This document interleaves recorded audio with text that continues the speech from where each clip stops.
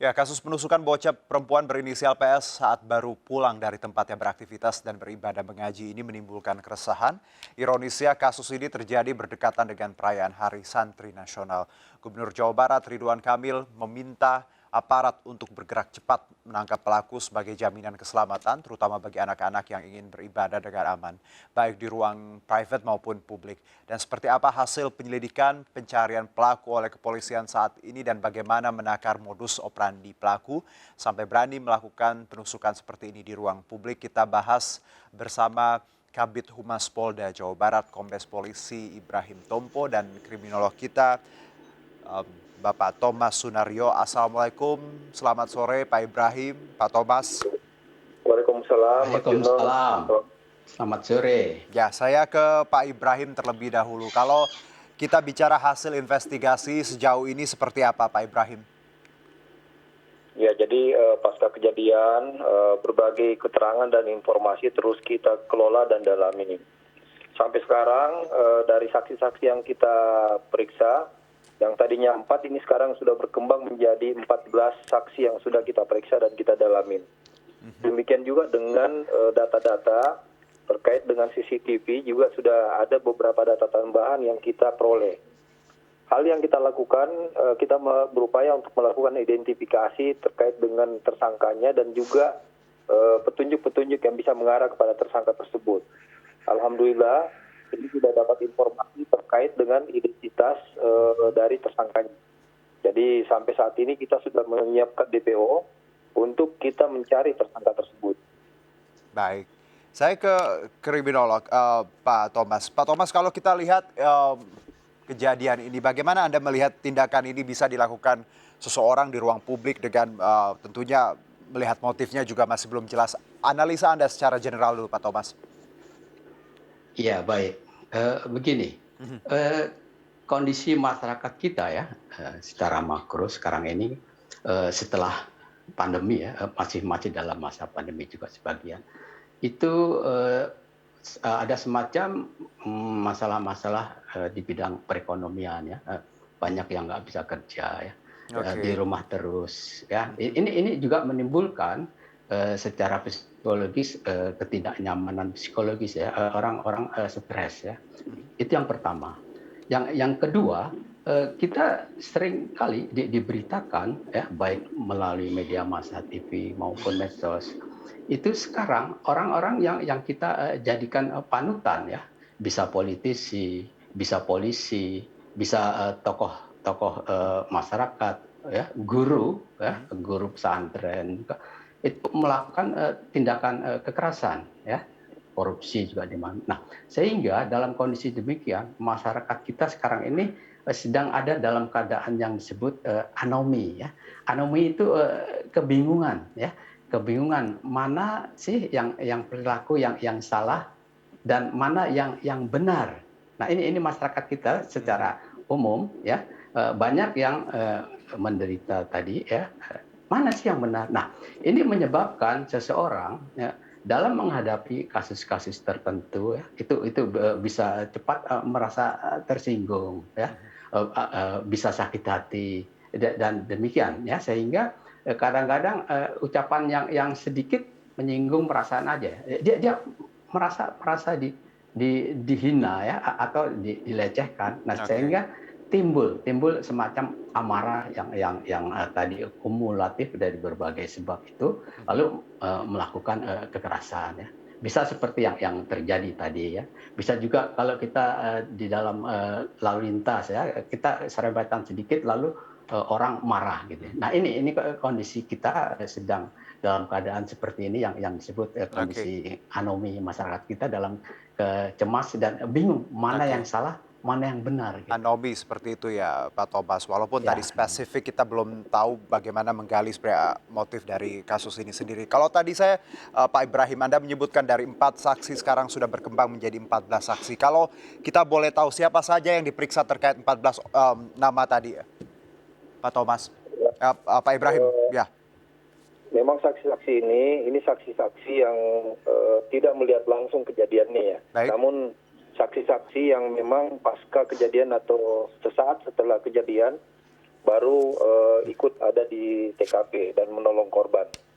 Nah kemudian juga dari pesantrennya dan juga temannya dan juga keluarganya. Nah informasi yang kita peroleh memang informasi terkait dengan aktivitas dari korban yang banyak kita peroleh saat ini. Sedangkan aktivitas pelaku kita belum mendapatkan keterangan yang lebih jelas dari para saksi-saksi ini. Tetapi alat bukti yang kita peroleh dari beberapa CCTV, kita sempat mendapatkan pemantauan atau observasi bahwa ya tersangkanya tersebut sempat berputar-putar sebelum kejadian, berputar-putar di kompleks tersebut. Oke. Baik, berputar-putar. Kalau dari analisa sejauh ini, Pak Ibrahim, apakah ya mungkin terlalu raw ya untuk kita melihat lebih detail lagi. Tapi ada motif apa? Kalau tadi berputar-putar, apakah memang mencari korban atau mungkin ya sengaja melakukan teror kalau dari investigasi sejauh ini? Ya, jadi memang kita tidak berasumsi ya terkait dengan kondisi yang ada, tetapi Oke. kalau misalnya kita mengamati dari kondisi berputar-putarnya ini memang terlihat seakan-akan tersangka ini mencari sasaran gitu. Nah, jadi untuk indikasi awal motifnya ini merupakan motif pencurian dengan kekerasan yang mengakibatkan akhirnya korban meninggal dunia. Pencurian dengan kekerasan. Ada barang yang diambil? Memang sampai sekarang belum ada ya barang yang diambil, tetapi ini baru kita lihat karena adanya keterangan dari CCTV yang kita lihat bahwa tersangkanya berputar-putar di area tersebut. Oke. Tapi secara ya logika ketika tadi berputar-putar lalu menusuk orang dengan random tanpa motif, kenapa ada tadi Anda menyebutkan ada mungkin pencurian atau seperti apa? Analisanya berdasarkan apa, Pak Ibrahim? Halo? Ya, Halo? Maaf, putus. Pak Ibrahim. Halo? Ya, suara Gimana, saya? Vino? Oke. Tadi Oke. Anda menyebutkan mungkin pencurian dan juga kekerasan seperti itu. Tapi kalau kita lihat ini tidak ada barang yang hilang. Apa analisa tadi Anda menyebutkan bahwa mungkin terkait pencurian? Memang karena kita tidak kita tidak mengasumsi ya terhadap suatu kejadian. Baik. Nah, tetapi dari CCTV yang lain ini kan ada beberapa CCTV yang sempat kita amankan. Memang di situ terlihat upaya yang dilakukan oleh tersangka ini sebelum kejadian itu seakan-akan mencari orang gitu. Oke. Mencari orang. Nah, ini setidaknya bisa menjadi petunjuk bagi penyidik untuk mengungkap arah motivasinya itu. Baik, kita tahu bahwa ini bukan tadi penusukan oleh orang tidak dikenal ini bukan pertama kali terjadi di Jawa Barat. Sebelumnya ada di Subang, ibu dan anak seperti itu menjadi korban dan juga kalau kepolisian di Jawa Barat sendiri melihat fenomena ini, apa yang sebenarnya harus kita highlight bersama Pak terkait ini? Iya, jadi memang terkait kasus tidak bisa kita anggap menggeneralisasi ya bahwa ini semua relevan.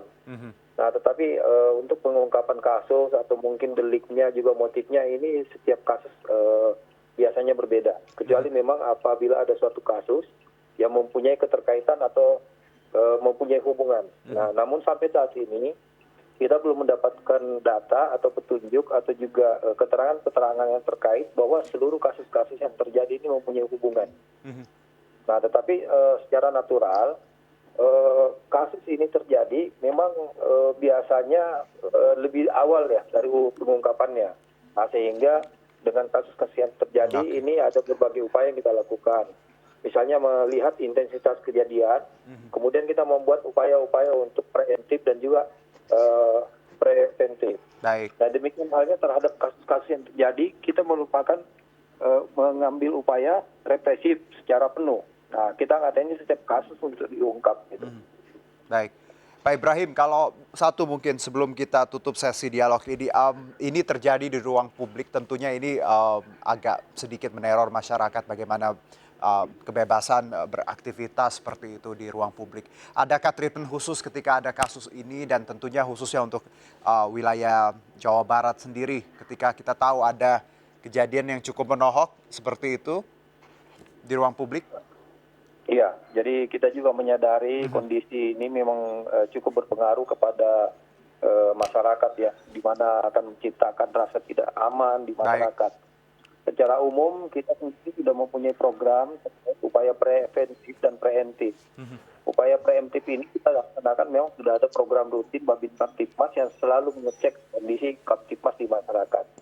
Demikian halnya dengan program preventif berupa patroli. Jadi patroli ini sudah ada rutin yang dilaksanakan baik oleh Polsek maupun Polsek. Namun keterbatasan personil dan juga daya jangkau dari patroli ini akhirnya juga tidak bisa mengcover beberapa wilayah-wilayah tertentu. Seperti halnya di wilayah ini kan merupakan areal yang agak terpencil ya dan masuk gang gitu. Jadi tidak menjadi tidak tersentuh oleh daerah patroli. Namun dengan kejadian ini Kapolres sudah mengatensi untuk intens melakukan patroli di areal tersebut. Baik. Terima kasih Kombes Ibrahim Tompo sudah berbagi informasi di MNC News Now. Namun kami masih akan lanjutkan dialog dengan kriminolog kita, Bapak Thomas Sunario, sesaat lagi usai jeda berikut.